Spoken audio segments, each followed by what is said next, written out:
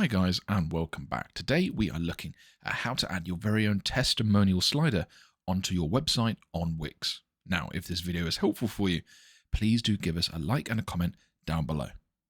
Okay, so to add the testimonial slider, all you need to do is go to Elements on the left-hand side of your page, click Add.